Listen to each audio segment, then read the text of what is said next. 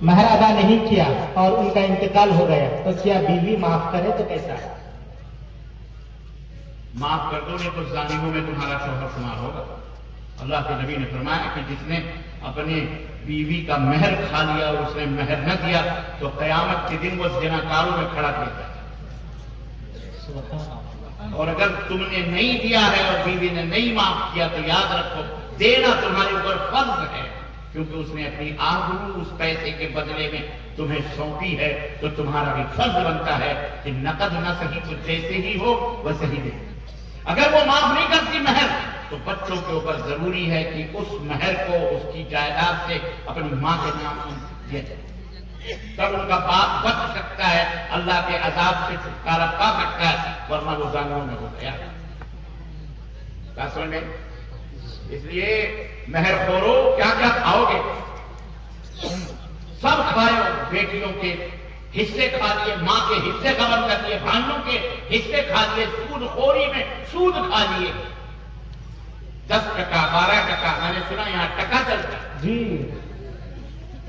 حرب من اللہ والرسول فاذنوا بحرب من اللہ والرسول، اللہ اس کے رسول سے اعلان جنگ کر رہے ہو تم، یہ سود جو کھا رہے ہو نا اعلان جنگ۔ اس لیے مہر اپنی بیوی کے، چاہے پراپرٹی بیچ کر، چاہے زیور کی شکل میں، چاہے کھیت کی شکل میں، اپنے بیوی کو مہر ادا۔ جی، جہیز کے روپیے سے نقد مہر دینا کیسا ہے؟ مثلا 2 لاکھ روپے جہیز میں طلب کیے اور 10,000 روپے نقد مہر دے دیا، یہ کیسا ہے؟ اس کا جوتا مارو اسی کے منہ پہ، بولو یہ کیسا ہے؟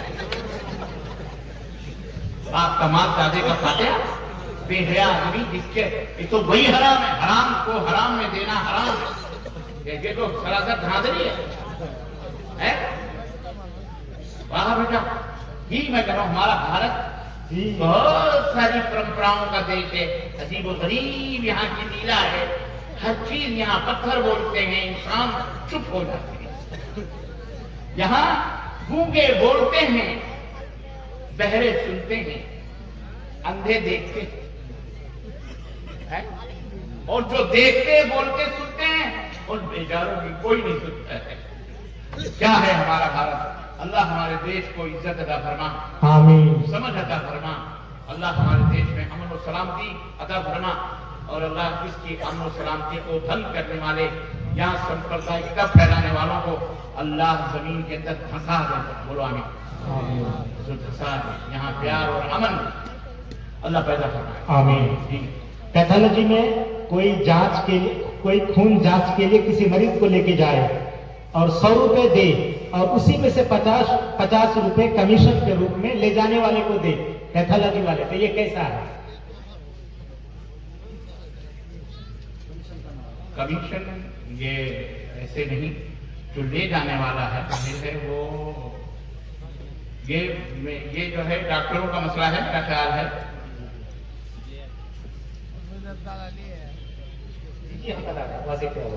جیسے میں کسی مریض کو لے کے گیا کسی خون جانچ کیندر میں، پیتھولوجی میں، اور اس کا بل بنا 500 روپیہ، 500 روپیہ میں سے میں نے اس کو 500 روپیہ دلوا دیا، پردے کے پیچھے سے 250 روپیہ ہم کو دے دیا، جیسے مریض کو ہم بھیج دیے، بعد میں ہم 1 دن بعد ہو 2 دن بعد ہو یا آدھا گھنٹہ بعد اس کے پاس جاتے ہیں، ہم 250 روپیہ لے کے آ گئے۔ یہ پردے کے پیچھے جو معاملہ ہے نا، جی جی جی، بس یہ اگر ایمانداری کا ہوتا تو یہ تو کھلا ہوتا نا۔ جی جی، یا تو آپ مریض کو بول دو کہ میں تو لے کے جاؤں گا لیکن اتنا پیسہ لگے گا، تم دو گے، مطلب اتنا لگے گا، مطلب اس میں میں تمہیں لے جانے کا جو ہے حصہ میرا اتنا بنے گا، میں تمہیں لے جاؤں گا، تو جی ٹھیک ہے جائز ہے۔ لیکن ایسے ہی چپکے چپکے ادھر سے ادھر کرنا، فروختی کرنا، 10 کا 20، 20 کا 10 دلوا کر، تو یہ حرام ہے۔ ٹھیک ہے، شکریہ سر۔ اگر کوئی مسجد کے امام سے دعا کی درخواست کرے تو کیا اجتماعی طور پر دعا کرنا صحیح ہے؟ مسجد کے امام سے درخواست کرے تو مسجد امام بولے کہ اللہ تعالیٰ فلاں کو شفا دے یا فلاں کو یہ دے، تو سب لوگ کہیں آمین، تو کوئی حرج نہیں۔ ہاں ایسے ہی دعا، ہاتھ دعا ہے، ہر جگہ ہاتھ نہیں اٹھانا۔ اب حمام میں تمہیں جانا ہے، واش روم جا رہا ہے، تو کیا دعا پڑھتے؟ خوب سے اب وہاں دعا کرو، اللہم انی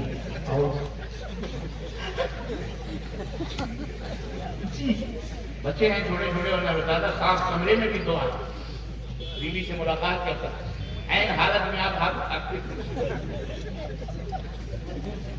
دعا ہے، ہاتھ اٹھانا ہر جگہ ضروری ہے۔ بولو، ہاتھ نبی کریم صلی اللہ علیہ وسلم اٹھاتے تھے جب بارش کی دعا مانگنا ہوتی تو اللہ کے نبی خود ہاتھ اٹھاتے جی جی، لیکن ایسے سب کے لیے دعا کرتے تھے۔ تو آپ ایسے دعا کریں، آپ اس کو معمولی سمجھ رہے ہیں؟ اگر آپ اس کو معمولی سمجھ رہے ہیں تو کھانے کے بعد کی بھی دعا ہے، کھانے سے پہلے بھی دعا ہے، تو اس کو بھی ہاتھ اٹھا کے کہو بسم اللہ، جہاں بھی گھر میں داخل ہو تو کہو بسم اللہ، پانی بھی پینا ہو تو کہو بسم اللہ، ہاتھ اٹھا ہاتھ ملتا ہے۔ ابھی میں نے مثال دی، دو تین عقل مندوں کے لیے اشارہ کافی ہے، آپ لوگ سمجھ دینا بھائی۔ جی جی ہاں بس ٹھیک ہے۔ ایک اور سوال ہے کہ جیسے کوئی عورت پہلا بچہ جنی ہے آپریشن سے، سیزر آپریشن کر کے، اور ڈاکٹر نے اس کو دوسرے بچے کے لیے منع کیا تھا کبھی مت لیجیے، کمزوری ہے یا پھر آپ کو دقت ہے، تو دوسرا بچہ حمل ٹھہر گیا جلدی ہے، اس کا نارمل ڈیلیوری ممکن نہیں ہے، سیزر کر کے آپریشن سے ہی ہوگا، تو کیا دوسرے بچے کو گرا سکتی ہے وہ عورت اس کا حمل اس وقت؟ دیکھیں اگر ڈاکٹر مومن لوگ ہیں، ایمان والے ہیں، پرہیزگار، ظاہر ہے کہ وہ آپ کو غلط مشورہ نہیں دیں۔ کافر غیر مسلم یا بے پرہیزگار مسلمان کھانسی کو کھاتے حرام، تو آج کل یہ سازش ہے بات ہے جی جی، سیزر کرو، بند کرو، بچے پیدا ہو مسلمانوں کے نام، تو یہ چیزیں وہ وقت کے تناسب سے، ہاں، لیکن مومن آدمی اگر یہ کہہ رہا ہے کہ ایسا ایسا ہے، مشکل ہے، تو بہرحال اس میں پرہیز کرنا چاہیے، کوئی حل نہیں، سمجھ لیں، لیکن یہ شرط ہے کہ وہ مومن ہو کر اللہ تعالیٰ پیدا کرنے والا، اللہ دینے والا ہے، یہ دیکھنا ہے۔ جیسا کہ جمعہ کے دن جب آذان ہو جاتی ہے تو فرشتے رجسٹر بند کر کے خطبہ سننے لگتے ہیں، تو جب کہ ظہر کا وقت 11:53 ہے لیکن امام صاحب آذان کا وقت 12:15 بجے میں وقت طے کیا ہے، تو کیا فرشتے رجسٹر کب بند کریں گے؟ 11:53 یا 12:15؟ جب امام آئے گا ممبر پر بیٹھے گا تب فرشتے بند، 12:15 بجے بیٹھے گا 12:30 بجے، جی جی، امام سے بھی انتظار کریں، امام جب بیٹھے جی نہیں، امام جب بیٹھے، جب امام ممبر پہ، اللہ کے نبی نے فرمایا کہ اذا دخل الامام، جب امام داخل ہوگا ممبر پر تب جی۔ ہماری مسجد میں جو امام صاحب ہیں اور نماز میں قرآن غلط تلاوت کرتے ہیں تو کیا ہماری نماز ہو جاتی ہے؟ آپ کی نماز ہو جاتی ہے اور ان کو کہیے آپ غلط تلاوت کرتے ہیں تو صحیح کریں، تو صحیح کرنے کے سارے اللہ ہیں تو پھر بیچارے غلطی کر جاتے ہیں، غلطی سب سے ہوتی ہے، تو نماز تو ہو جاتی ہے۔ ایسا شخص جسے نہ کوئی سورہ یاد ہو اور نہ ہی نماز کی کوئی دوسری دعا یاد ہو، اس کی نماز پڑھنے کا طریقہ کیا ہوگا؟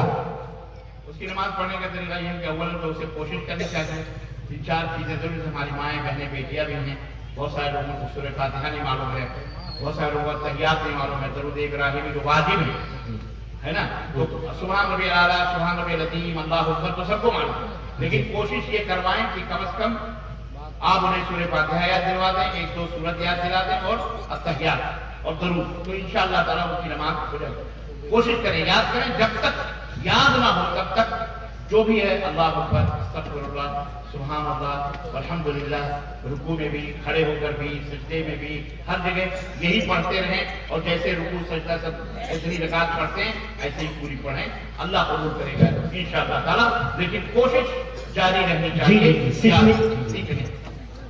دوسرا سوال، کیکڑے کا کیا حکم ہے؟ کیکڑا یہاں ملتا ہے کیکڑا؟ پہلے بتانا تھا تو ڈاکٹر جلال صاحب کو کہہ دیتا اور فرائی کرواؤ، بہترین مزے کا ہوتا ہے، بہترین ہوتا ہے، بڑا طاقتور ہوتا ہے، اتنے بڑے بڑے ہوتے ہیں ماشاء اللہ، کھانا چاہیے جی، مچھلی ہے وہ بھی مچھلی۔ حدیث میں ہے کہ 5 وقت نماز پڑھنے سے درمیانی صغیرہ گناہ معاف ہو جاتے ہیں، مزید ہے کہ جمعہ کی نماز ادا کرنے سے 2 جمعہ کے درمیانی صغیرہ گناہ معاف ہو جاتے ہیں، بالکل اسی طرح فرض روزہ رکھنے سے ایک پچھلے سال کے صغیرہ گناہ معاف ہو جاتے ہیں۔ جب وقتی نماز ادا کرنے سے درمیانی صغیرہ گناہ معاف ہوتے رہتے ہیں، پھر 2 جمعہ کے درمیان کون سا گناہ معاف ہوتا ہے؟ جو بھی گناہ ہو جاتے ہیں، گناہ تو ہم قدم قدم پہ ہو جاتے ہیں، تو جو بھی ہو جاتے ہیں وہ سب معاف ہوتا ہے، ہم نہیں جانتے، پتہ نہیں کیا ہم نے کہہ دیا، کیا کر دیا، لمحوں میں گناہ ہو جاتے ہیں، جی۔ اور ہم ہیں ہمیشہ یاد رکھیں اپنے آپ کو کبھی گناہوں سے پاک نہ سمجھو. اگر آپ نے اپنے آپ کو گناہوں سے پاک سمجھے کہ دھوکہ ہے یہ بہت بڑا شیطانی دھوکہ ہے, ہمیشہ استغفار کیا اے اللہ میں گنہگار ہوں تو اللہ خوش ہوتا ہے. تو اللہ کیوں اللہ نے قرآن میں کہا لا تزکوا انفسکم, خود کو بڑا پاک صاف نہ بنو, اللہ جانتا ہے کون کتنا پاک ہے کون کتنا صاف. یہ نہ کہو کہ میں تو گناہ ہی نہیں ہوتا مجھے تو یہ نہیں, نہ ہم سب گنہگار ہیں ہوتے رہتے, اللہ ہمیں معاف کرنا ہے. جنتی شوہر کو 72 حوریں ملیں گی, لیکن اگر شوہر جہنمی ہو اور بیوی جنتی ہو تو بیوی کو کیا ملے گا؟ 72 حوروں کا کسی نے اڑا دیا ہے. یہ 72 حوریں جی صحیح روایت ہے 2-3 روایت, لیکن صحیح جو ہے وہ 3 کا ہے. لیکن آج کل دیکھیں 72 حوروں پر ان محروم جو محروم ہیں جو جہنم میں جانے والے ہیں بڑا واویلا مچائے ہوئے ہیں, شور بجا ہوا ہے میڈیا میں تو اس کا ہاں جو جنتی والوں سے تو جنتی والوں سے کافر جو چلیں گے نا کہ تو پیٹ میں کھلبلی ہو رہی ہے تو مذاق بھی اڑاتے ہیں. رہا یہ سوال کہ اگر جنتیوں کو حوریں ملیں گی تو اور جنتی عورتوں کو کیا ملیں گی, تو اس کے لیے اللہ تعالیٰ ان کے شوہر بھی عطا فرمائے گا. اور اگر بغیر شادی کے مر گئی یا شوہر جہنم میں ہے تو اللہ تعالیٰ ان کے لیے شوہر پیدا فرمائے. یہ تو زوجناہم, یہ تو مومنوں کے لیے مردوں کے, ہم کی ضمیر رجال کے مرد, لیکن ان کے لیے بھی ہے کہ ان کے لیے ہم مرد پیدا کریں گے, ہے نا, وہ اللہ تعالیٰ ان کے لیے شوہر کا انتظام کرے گا انشاءاللہ تبارک و تعالیٰ. اگر روزہ دار پابندی سے نماز ادا نہیں کرے تو ایسے شخص کا روزہ ہوگا یا نہیں؟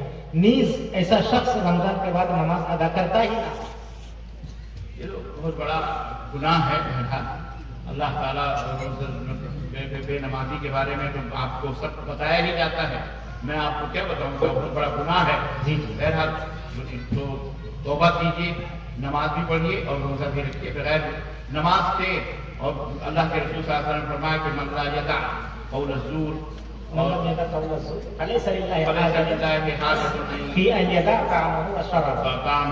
جو جھوٹ بولنا روزے کی حالت میں نہ چھوڑے تو اسے اللہ کی کوئی ضرورت نہیں ہے اس کے روزے کی کہ وہ کھانا پانی چھوڑے. تو جب جھوٹ کا اتنا بڑا گناہ ہے کہ اللہ کہہ رہا ہے اس کے روزے سے کوئی فائدہ نہیں, تو نماز اگر آپ چھوڑو گے تو سوچو کتنا بڑا گناہ ہے. اس لیے میرے بھائیوں اور بہنوں نماز بھی پڑھو اور روزہ بھی رکھو اور نماز بھی رکھو. بغیر نماز کے بہرحال آپ سوچ لو. جی اچھا, یہ جو شعبان آ رہے ہیں تو ہمارے یہاں بہت دن پہلے بہت چند سال قبل شعبان میں روزے رکھنے کا اہتمام خوب کرتے تھے لوگ, لیکن ابھی نہیں کرتے. لیکن سوال ابھی زندہ ہے کہ کیا کیا جائے. شعبان میں کچھ نہیں کیا جائے. شعبان میں اللہ کے نبی صلی اللہ علیہ وسلم کا جو طریقہ تھا کہ زیادہ سے زیادہ روزے رکھتے تھے. حضرت ام المؤمنین عائشہ فرماتی ہیں کہ اللہ کے نبی شعبان میں زیادہ روزے رکھتے تھے, میں نے کسی اور مہینے میں اتنے روزے رکھتے ہوئے اللہ کے رسول کو نہیں دیکھا, تو میں اپنے چھوٹے ہوئے روزے پورے کر لیتی تھی جو رمضان میں چھوٹ جاتا تھی. اس لیے یہ حکم بھی اگر آپ لوگوں میں بھی کوئی سفر وفر میں گیا تھا یا ہماری مائیں بہنیں جو ہیں ان کے روزے اگر کسی مجبوری سے جو ہوتے ہیں چھوٹے ہوئے ہوں تو شعبان ہی میں وہ پورے کر لیں تاکہ وہ اگلا سال پھر رمضان کا نہ داخل ہو جائے, ورنہ بہت گناہ ہے. تو ابھی سے پورے کر لیں. نمبر 1. نمبر 2, 15 شعبان اللہ کے نبی ہر مہینے کی ایام 20 تین دن روزے رکھتے ہیں, 12, 13, 14 اور ایک بار 13, 14, 15 المہم 3 روزے اللہ کے نبی ہر مہینے میں رکھا کرتے تھے اور ہر ہفتے میں 2 روزے رکھتے تھے, پیر کو اور جمعرات کو. تو اگر کسی کو اللہ توفیق دیا ہے اور یہ روزے وہ مسلسل رکھ رہا ہے تو اسے پورے شعبان میں بھی یہ روزے رکھنا چاہیے. لیکن خاص طور پر 15 شعبان کو اس لیے یہ شب برات, فلاں برات, ڈھکا برات, تو یہ سب بدعات ہیں, خرافات ہیں, اس سے بچنا چاہیے. جیسا کہ جہیز کے پیسے سے مہر دینا حرام ہے, تو ابھی تک جتنی شادی ہوئی ہے اور جہیز کے پیسے سے مہر ادا کیا گیا ہے تو اس شادی کا کیا حکم ہوگا؟ اسے واپس کریں تب اپنی شادی صحیح کر. ابھی اگر اس کے اوپر اگر آپ مینار بناؤ گے تو بڑا لمبا جائے گا. چلیے, تو بہت سارے حرام کی بہت ساری شکلیں پیدا ہوں گی. اس لیے اکثر لوگ نماز نہ ہو تو چلے گا, لوگ پراپرٹی کی بات صحیح کرتے ہیں. کل کو الٹا سیدھا بیچارے سمجھ کے جائیں گے تو بات समझ गए? तो अल्लाह ने तौफीक दे तो आप वापस करो उसका पैसा, उसमें से महर नहीं, तुम अपनी कमाई में से उसको महर दो, उसके बाप का पैसा तुम वापस करो, उसके बाद दो और तुम अपनी कमाई से उसको महर दो, चाहे 2 रुपया हो चाहे 2 करोड़ हो, समझ गया? उसमें से देना वो जायज नहीं, वह आपने वो महर नहीं किया, आपके महर है, समझ? तो ये बात समझ में आ गई ना? ठीक ठीक, एक बात और थी भूल गया जी। शेख मोहतरम, आज हमारे बिहार और बंगाल और झारखंड के बहुत सारे अहलुल हदीस उलमाए किराम जमात इस्लामी को अपने इलाके में फैलाने की कोशिश कर रहे हैं। जमात इस्लामी की असलियत क्या है और जमात इस्लामी के बारे में आपकी क्या है?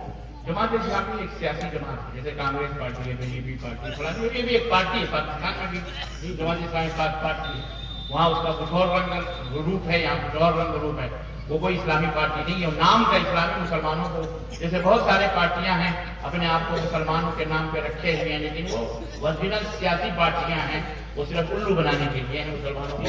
तो यहाँ पर कोई हमारा नहीं है, समझ रहे हैं? और ना कोई इस्लामी पार्टी होती है, सब वो सियासी पार्टियां हैं, इससे बचना चाहिए। अलबत्ता ये कि उनके अंदर सब लोग हैं, चूचू का मुरब्बा है, इसलिए इनसे बचना चाहिए, परहेज करना चाहिए, आपको उनसे शरीक नहीं होना चाहिए, वरना कहीं दहशत गर्दी में फंस जाओगे तो ये लंबे खिंचोगे जी। इसलिए कि ये लोग मुलव्विस हैं इन तमाम चीजों में पकड़े गए, इसलिए दूर रहिए। और हमारी अल्हम्दुलिल्लाह हम सियासत से हमारा उसका कोई रिश्ता ताल्लुक नहीं है, हम दीन की कुरान सुन्नत की बात करते हैं, हम लोगों के ईमान और अकीदे और अमाल की इस्लाह की बात करते हैं, समाज और वतन के सुधार की बात करते हैं, बस हमारा यही फरीज़ा है। अक्सर लोग नमाज जनाजे में मुकम्मल तौर पर कंधे से कंधा और टखने से टखना मिलाकर नहीं खड़े होते हैं, जिस तरह नमाज में खड़े होते हैं, तो ये कैसे? खड़ा होना चाहिए, नहीं खड़ा होगा तो नमाज तो हो जाती है। वो सुन्नत को छोड़ रहा है तो अल्लाह से हिदायत दे कि कोई वो सुन्नत को बराबर हो जी। हराम ग़िज़ा के नुक्से से पैदा होने वाली औलाद का क्या हुक्म है? औलाद का क्या गुनाह है? औलाद तो हलाल ही अगर शादीशुदा है। अलबत्ता यह है कि वो हराम ग़िज़ा से जिसने हराम खिलाया है वो मुजरिम है जी, वो बाप मुजरिम है, वो माँ मुजरिम है, वो अल्लाह से वो तौबा करे, अल्लाह ताला उसे माफ फरमाए। आज़ान के कलिमात अगर किसी मुअज्जिन को सही से आते नहीं हो या सही से अदा नहीं कर सकते हो तो उसकी आज़ान होगी या नहीं? अजान तो हो जाएगी, लेकिन उसको बदल दो, क्योंकि अजान हो रही है, पूरी दुनिया सुन रही है, महल्ले वाले सुन रहे हैं, क्या कहेंगे? उसमें गैर भी हैं, अपने भी हैं कि वो अच्छा अजान सही अजान नहीं देता है। ज़ियारत कबूर के वक्त मुर्दों को ज़ायरीन का पता चलता है या नहीं? अगर पता चलता है तो उसे पहचान सकता है या नहीं? जो मरेंगे जब पता चलेगा। सब फालतू सवालात थी, अच्छे सवाल करो बस जो जरूरत है, पता चलेगा तो आपका क्या बिगाड़ देंगे और क्या बना देंगे बताइए। हैज की हालत में कुरान तो सुन सकते हैं और जो याद है उसे पढ़ भी सकते हैं।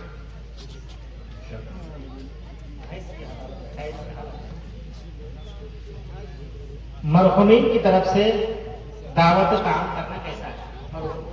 मरहूम कहना भी नहीं चाहिए, पता नहीं वो मरहूम है कि मकबूल है कि कहाँ अल्लाह में जानते हैं। हाँ, तबरा ये कहना चाहिए कि जो मैयत की तरफ से खाना पानी तो ये सदका खैरात है, लेकिन खाना पानी ये सब तो नहीं करना चाहिए, सब नबी सल्लल्लाहु की सही हदीस से साबित नहीं। अलबत्ता औलाद मैयत की तरफ से सदका कर दे, किसी को कपड़े पहना दे, किसी को कुछ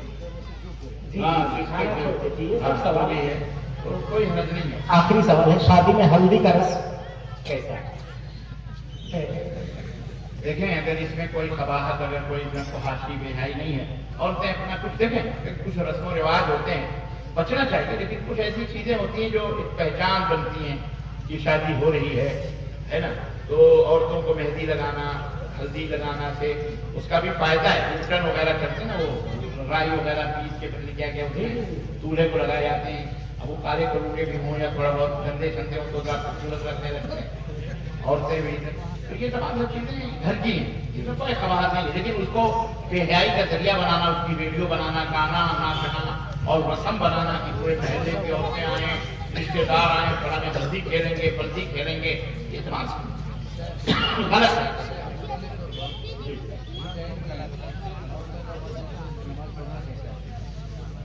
ईदैन में ईद की नमाज जहाँ मर्द पढ़ते हैं उनके साथ और पढ़ना है औरतों को, مسجد کے اندر الگ سے یہ نبی صلی اللہ علیہ وسلم یا صحابہ یا سلف سے ثابت نہیں ہے کہ مرد لوگ عیدگاہ جائیں اور عورتیں مسجد میں نہ ہوں، یہ جائز نہیں ہے، یہ تو بدعت ہے۔ جی جی جی شکریہ۔ بلکہ مسلح جو عیدگاہ ہے، جیسے یہ میدان ہے، یہاں عید کا اہتمام ہو رہا ہے مثال کے طور پر، تو یہاں پہ یہاں مردوں کا آگے اور عورتوں کا پیچھے، آپ ایسے ہی جیسے یہ چٹنی لگی ہوئی ہے یا پردہ لگا ہوا ہے، آپ پیچھے ان کے لیے بھی کپڑے شپڑے جب کھائیں وہ بھی پڑھیں اور سب آئیں، حیض والی بھی عورت ہو، نفاس والی بھی عورت ہو، بچے والی جو بے پردہ ہے وہ بھی پردہ لگا کر کے اوڑھنے کے وہ آئے عیدگاہ مردوں کے ساتھ وہ ایک اچھی نماز پڑھے۔